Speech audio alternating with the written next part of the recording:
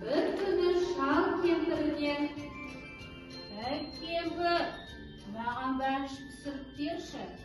келе бер, мен саған бәліш пісіріп берейін.